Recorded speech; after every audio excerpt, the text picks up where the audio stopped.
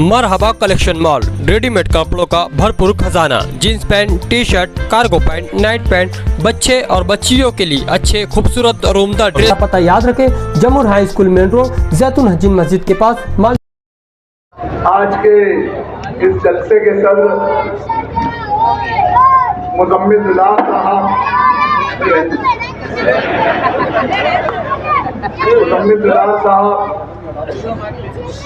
हमारे और आपके कायद मोहतरम मुफ्ती मोहम्मद इस्माइल साहब हैदराबाद से तशरीफ लाए। MLA महराज साहब, स्टेज पे तमाम ही बुजुर्ग नौजवानों, दोस्तों, और जहां तक आवाज जा रही है घरों में मुकीम मेरी पर्दा नशीन माँ बहनों, 2024 का इलेक्शन शुरू, सबने किसी पार्टी ने तामीर और तरक्की के नाम पर अपना इलेक्शनी मुद्दा बनाया, हमने अच्छाई और बुराई का मुद्दा बनाया, तो किसी ने दबदबे का मुद्दा बनाया। जो तामीर और तरक्की का मुद्दा बनाया, इन्होंने पूरे शहर को खंडर कर दिया। पूरा शहर आप लोग देख लो, बुनियादी सहूलत का फराहम करना ये कारपोरेशन की जिम्मेदारी है। और ये झूठे लोग इतनी शिद्दत से झूठ बोलकर अपने नाकामी को मुफ्ती साहब के ऊपर डाल रहे हैं। जो लोग जिन्होंने दबदबे की बात की कि शहर के अंदर दबदबा खत्म हो गया, मैं मानता हूं कि निहाल साहब का एक वक्त था कि दबदबा था। निहाल साहब दुनिया से चले गए, दबदबा खत्म हुआ, ऐसा नहीं है। भाई ढोल वाले जरा ढोल मत बजाओ। निहाल साहब दुनिया से चले गए जब दबदबा खत्म हुआ, ऐसा नहीं था। ये जो लोग आज दबदबे की बात कर रहे हैं, असल दबदबा इन्हीं लोगों की वजह से निहाल साहब का खत्म हुआ। मैं 2017 का इलेक्शन वार्ड नंबर 17 से लड़ा, मेरे नसीब में शिकस्त थी, मैं हार गया। उस वक्त हमारा कांग्रेस पार्टी से पैक्ट हुआ मेयर बनाने के लिए। हमने शेख रशीद साहब को मेयर बनाया, तो उसके अंदर मेरे घर वाले ने मेरे ऊपर ये चाहा कि भाई तू ऑप्शन के अंदर आ जा। यहाँ मेरे वालिद साहब मौजूद है, डॉक्टर खालिद ने, इन्होंने कई मर्तबा मुझे कहा कि तुझे ऑप्शन में आना है। मैं इनसे मना करता रहा, जिस पार्टी से तुम मुझे ऑप्शन में लेने जा रहे हो, मैं उनका और मेरा मिजाज नहीं मिलता, उनके और मेरे नजरियात नहीं मिलते। लेकिन सभी लोगों ने कहा कि 5 साल का वक्त होता है, तुझे ऑप्शन में जाना पड़ेगा। मैं ऑप्शन में गया, मैंने पहली ही मीटिंग दी, और जैसा कि मैंने कहा कि मैं मेरे मिजाज के खिलाफ कोई बात नहीं, उससे मैं कंप्रोमाइज नहीं करता। पहली मीटिंग दी, 6-8 महीना हो चुका था। मुस्तकिम डिग्नेटी साहब भी हॉल में आ चुके थे मेंबर बनकर इस्लामपुरे से।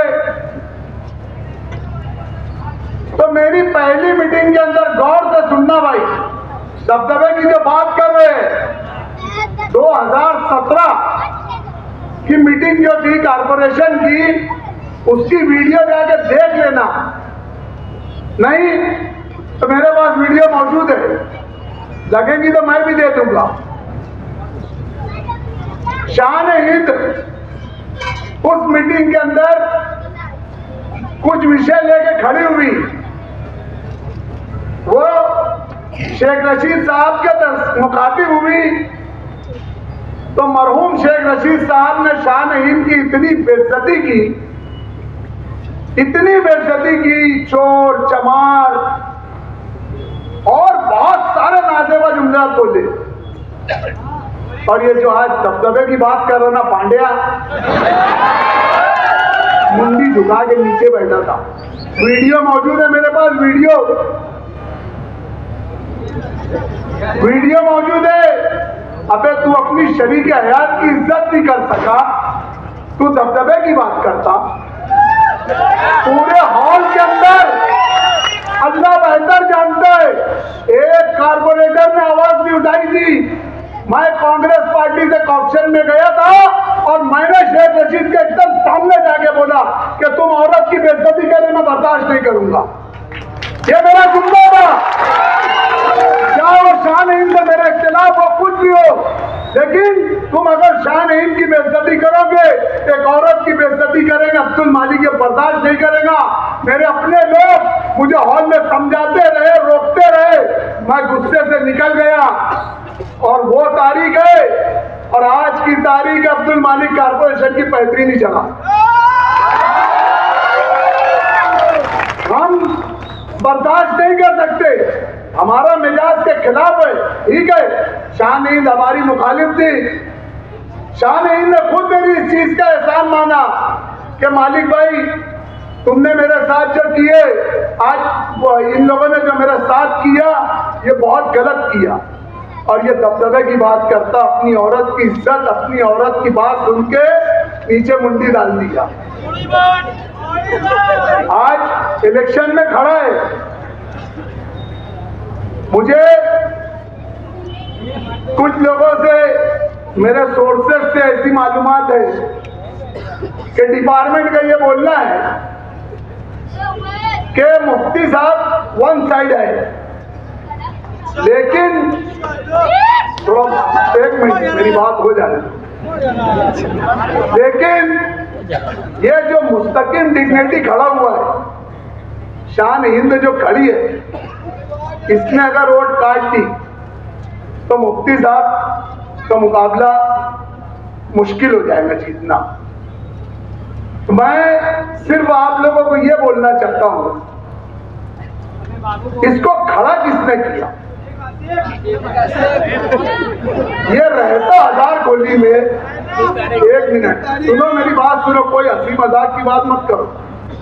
ये रहता हजार गोली में, उनके घर के सामने रहता, उनके खिलाफ दुनिया का बोलता, वो लोग इसको इधर थप्पड़ तक नहीं मारते।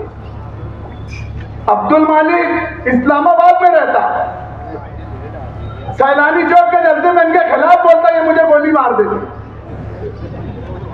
तो ये मिली जुली सरकार है कि नहीं है? ये मिली जुली सरकार है कि नहीं है, मुझे ये बताओ। इसको एक मुनज़्ज़म प्लानिंग के तहत आपके बीच में उम्मीदवारी दी गई है ताकि ये मजलिस इत्तेहादुल मुस्लिमीन की वोट काटे, मुफ्ती साहब के चाहने वालों की वोट काटे, मुफ्ती साहब के मानने वालों की वोट काटे। मैं एक कदम और आगे बढ़कर बोलता हूं, मैं इस चीज का कायल नहीं हूं। ये मुनज़्ज़म साजिश है कि ये अंसारी बिरादरी की वोट काटे और मुफ्ती साहब गिर जाए। मुफ्ती साहब नहीं बोलेंगे ये बात, शायद उनको मेरी बात बुरी लग रही होगी कि अब्दुल मालिक तू ये क्या बोल रहा है, लेकिन जो हकीकत है मैं आपके सामने बयान कर रहा हूं।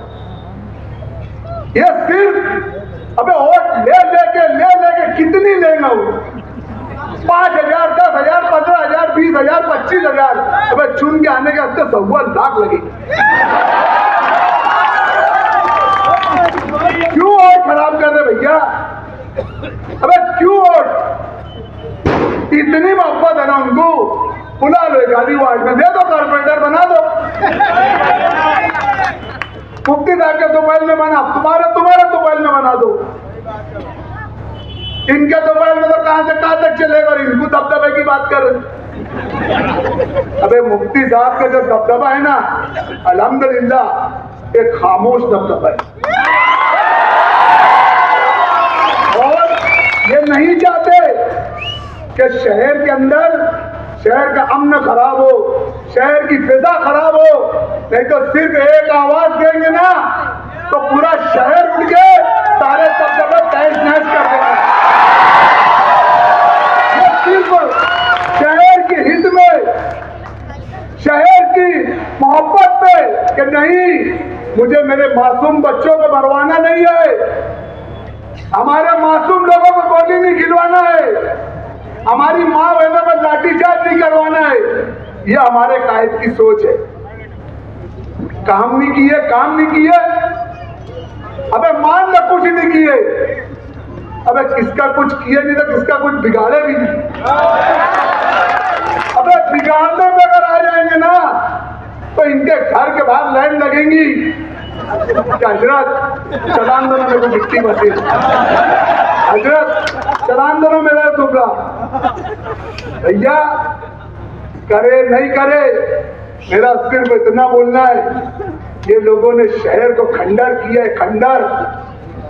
और सिर्फ शहर को नहीं, शहर की नस्लों को भी खंडर कर रहे हैं। तुम ये मत समझो कि तुम पक्के वार्ड में हो, तुम्हारे तक आंच नहीं आएंगी, नशे की आंच नहीं आएंगी।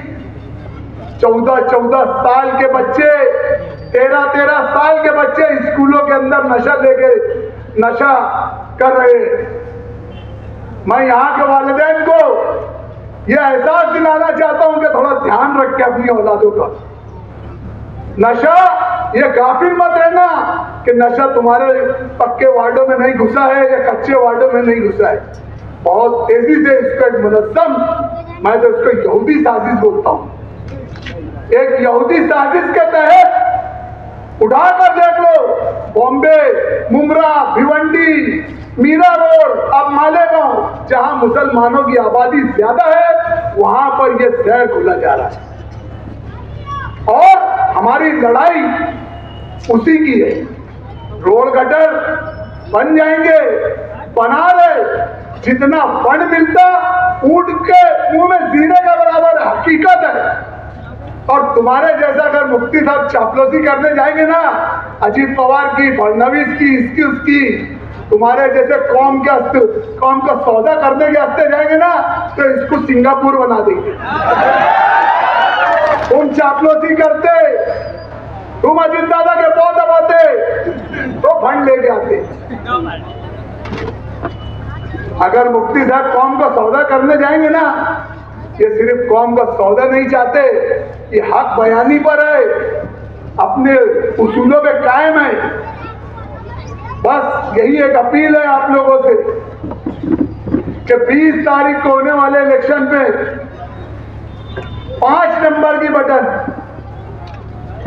पंजतन का 5 वक्त की नमाज का 5, क्या हवा में उड़ने वाला 5,